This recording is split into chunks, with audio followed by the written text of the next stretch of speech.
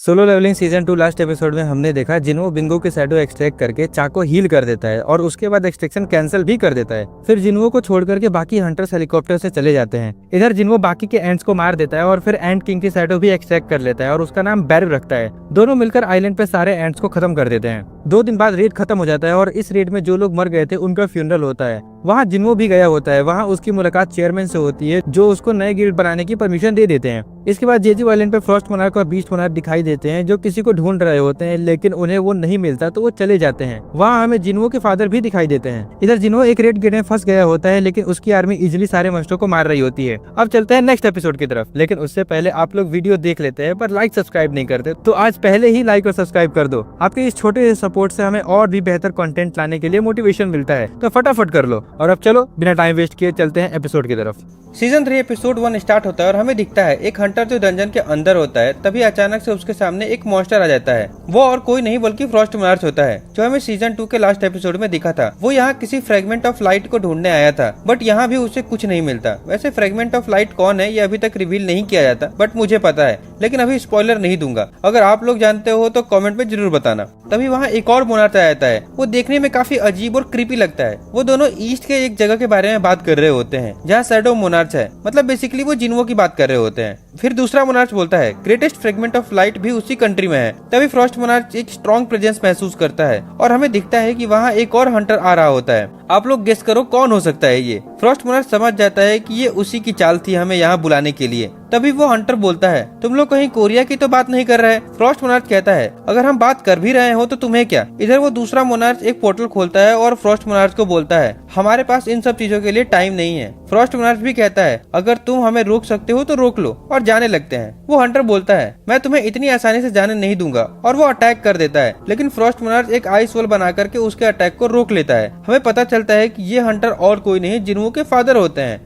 फिर scene shift होता है और हमें एक रेड गेट दिखाया जाता है जिसमें जिन्हो गया था। वहाँ अब उसका सामना डंजन के बॉस से होता है। बॉस काफी गुस्से में होता है और बोलता है तुमने अब तक बहुत अच्छा फाइट किया और जिंदा भी हो, बट अब तुम चारों तरफ से घिर चुके हो। इस जंगल में चारों तरफ मेरी आर्मी पहले से ही छिपकर बैठी है। फिर वो अपने आर्मी को आवाज लगाता है, बट बहुत देर तक वहाँ कोई नहीं आता। जिन्हो स्माइल करता है और अपनी शैडो आर्मी को बाहर आने के लिए कहता है, और हमें दिखाई देता है कि जिन्हो की शैडो सोल्जर्स ऑलरेडी सब मॉन्स्टर को मार चुके थे और वो लोग उनकी डेड बॉडीज लेकर के बाहर आ जाते हैं। ये देख करके बॉस और भी ज्यादा गुस्सा हो जाता है। फिर वो अपने बचे हुए मॉन्स्टर को अटैक करने के लिए बोलता है, लेकिन इधर जिन्हो भी अपने शैडो सोल्जर को भेज देता है। जिन्हो के शैडो सोल्जर आसानी से सारे मॉन्स्टर को मार देते हैं। अब सिर्फ बॉस बचता है। वो ये सब देख करके गुस्सा हो जाता है और जिन्हो की तरफ अटैक करने के लिए आगे बढ़ता है, लेकिन तभी टस्क अपने ग्रेविटेशन मैजिक का यूज करके उसे जमीन पे पटक देता है। फिर जिन्हो बॉस के पास जाता है और कहता है मेरे सवालों का सही जवाब दो तो शायद तुम्हें कम दर्द होगा। लेकिन बॉस कुछ बोलने से पहले ही मर जाता है। जिन्हो समझ जाता है कि सिस्टम फिर से इंटरफेरेंस कर रहा है। तभी उसे याद आता है डीमन कैसल क्लियर करने के बाद उसे एक की मिली थी जो सिर्फ लेवल 100 होने के बाद ही यूज हो सकती थी।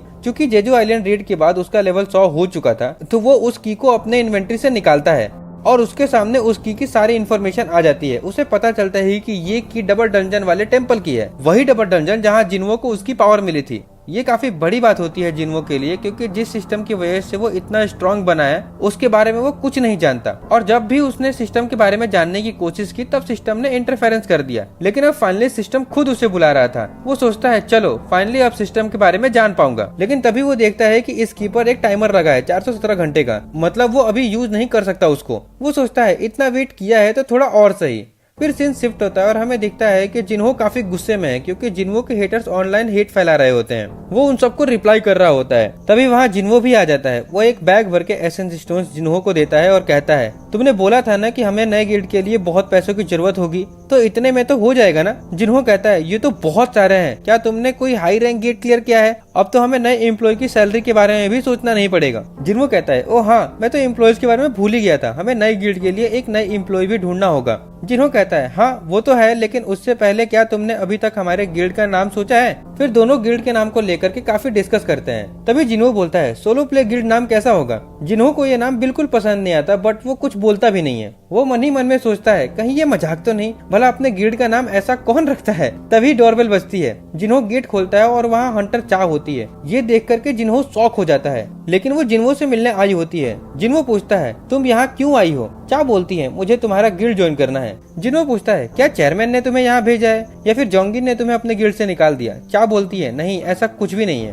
जिन्हो पूछता है तो फिर तुम्हें हमारा सोलो प्ले गिल्ड क्यों ज्वाइन करना है। ये सुनकर चा शॉक हो जाती है। वो पूछती है क्या तुम सच में अपने गिल्ड का नाम सोलो प्ले रखे हो। जिन्हो कहता है हाँ, मैंने और हमारे वाइस गिल्ड मास्टर ने मिलकर डिसाइड किया है। जिन्हो बोलता है वेट, मैंने कब डिसाइड किया, और मैं जो नाम सजेस्ट किया था उसका क्या। जिन्हो कहता है तुमने कुछ कहा ही नहीं तो मुझे लगा तुम भी एग्री करते हो। तभी जिन्हो नोटिस करता है कि चा की हार्ट बीट बहुत तेज है लेकिन वो नॉर्मल एक्ट कर रही है। उसे शक होता है कि वो कुछ छुपा रही है। जिन्हो कहता है तुम अभी भी अपने पुराने गिल्ड के साथ कॉन्ट्रैक्ट में हो, तुम हमारे गिल्ड में कैसे ज्वाइन कर सकती हो। चा बोलती है मैं उनको कॉन्ट्रैक्ट तोड़ने के लिए पेनल्टी पे कर दूंगी, जो भी अमाउंट होगा। जिन्हो और ज्यादा डाउट करने लगता है। वो सोचता है इतनी बड़ी पेनल्टी पे करने को भी रेडी है सिर्फ मेरे गिल्ड में आने के लिए। जिन्हो कहता है हमारे पास तुम्हारे जैसे एस रैंक हंटर को सैलरी देने के लिए पैसे नहीं है। चा कहती है मुझे सैलरी भी नहीं चाहिए। जिन्हो पूछता है तो फिर क्यों ज्वाइन करना चाहती हो हमारी गिल्ड। चा ब्लश करने लगती है। सच तो ये है कि उसे जिन्हो से प्यार हो गया था लेकिन वो कन्फेस नहीं कर पा रही थी, इसीलिए वो बस उसके पास रहना चाहती थी, लेकिन वो कुछ बोल नहीं पा रही थी, बस ब्लश किए जा रही थी। जिन्हो कहता है ठीक है तुम ज्वाइन कर सकती हो बट उसके पहले एंट्रेंस टेस्ट देना होगा।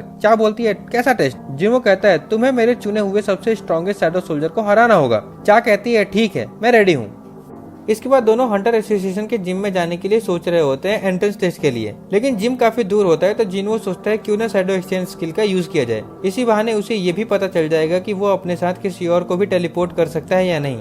फिर वो चा को थोड़ा पास बुलाता है और शैडो एक्सचेंज स्किल का यूज करता है और स्किल काम भी कर जाती है और वो दोनों एक साथ जिम में टेलीपोर्ट हो जाते हैं। चा ये देखकर काफी हैरान हो जाती है कि ये कैसे हुआ। जिन्हो बोलता है चलो शुरू करते हैं अब, लेकिन चा कहती है एक मिनट, मैंने अपना वेपन तो ऑफिस में ही छोड़ दिया।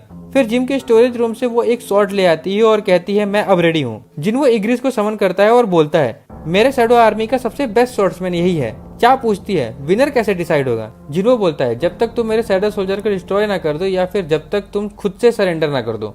जिन्हो सोच रहा होता है कि मैंने चा से बोला था कि मैं अपना सबसे स्ट्रॉन्गेस्ट शैडो सोल्जर यूज करूंगा, लेकिन बेरू को चा के सामने लाना सही नहीं रहेगा। जेजू आइलैंड पर उसकी वजह से ही चा इतनी ज्यादा घायल हो गई थी, इसलिए एग्रिस बेस्ट चॉइस था।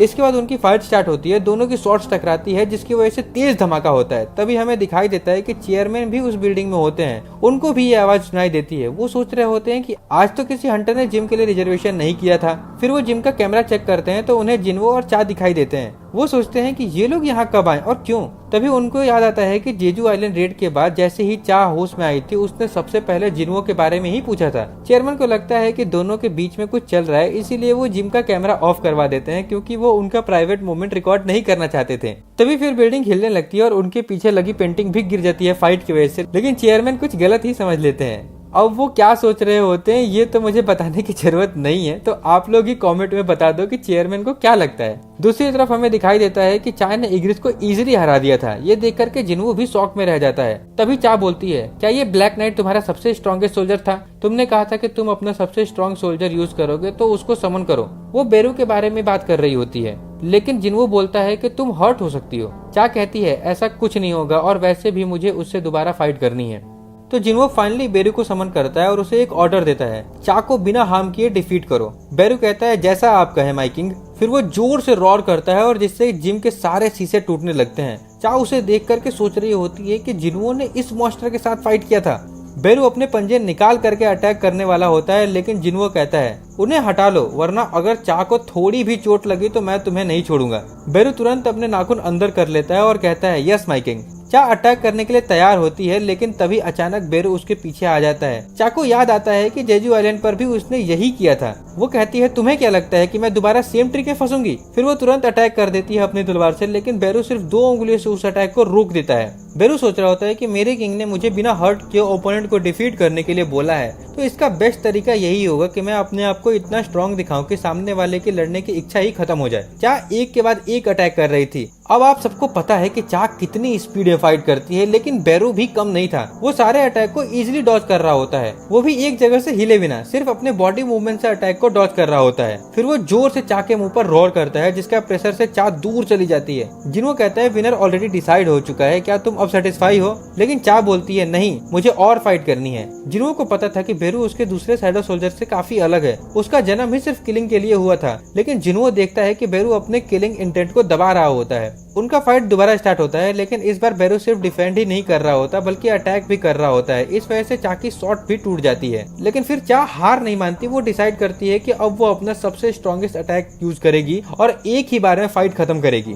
फिर वो ब्लेड ऑफ लाइट बनाती है और इस बार फाइनली अपना अटैक बेरू पर लैंड कर देती है। वो शॉट बेरू के चेस्ट में घुस जाती है। तभी हमें दिखाई देता है कि इस अटैक की वजह से बेरू अपने अंदर की किलिंग इंटेंट को ज्यादा देर तक कंट्रोल नहीं कर पाता और पूरे गुस्से में आ जाता है। उसे एंट क्वीन की बातें याद आने लगती है। वो जिन्हो का ऑर्डर भूल जाता है और एंट क्वीन का ऑर्डर फॉलो करने लगता है। मुझे अपने एनिमी को जान से मारना है। बेरू पूरा ब्लड डस्ट के साथ चा की तरफ बढ़ने लगता है। जिन्हो चिल्लाकर उसे रोकने के लिए बोलता है, लेकिन वो नहीं सुनता। तो जिन्हो जल्दी से बीच में आ जाता है और उसे रोक देता है। तब जाके बेरू शांत हो जाता है और तुरंत जमीन पर गिर के माफी मांगने लगता है। जिन्हो चा से पूछता है, तुम ठीक हो ना? फिर वो कहता है, ये सिर्फ एक एंट्रेंस टेस्ट था, तुम्हें सिर्फ इसके लिए अपनी जान को रिस्क में डालने की क्या जरूरत थी? लेकिन चा चुप रहती है और वो कुछ नहीं बोलती। फिर जिन्हो बोलता है, तुम्हें आखिर मेरे गिल्ड में क्यों ज्वाइन करना है? क्या चाहती हो तुम? कहीं ऐसा तो नहीं कि तुम्हें मुझ में इंटरेस्ट है? लेकिन फिर वो सोचता है, ये तो हो ही नहीं सकता, जरूर कुछ और बात होगी। वो जाने लगता है। तभी चा बोलती है, हाँ मुझे तुम में ही इंटरेस्ट है। इतना कह करके वो ब्लश करने लगती है और इसी के साथ ये एपिसोड खत्म हो जाता है।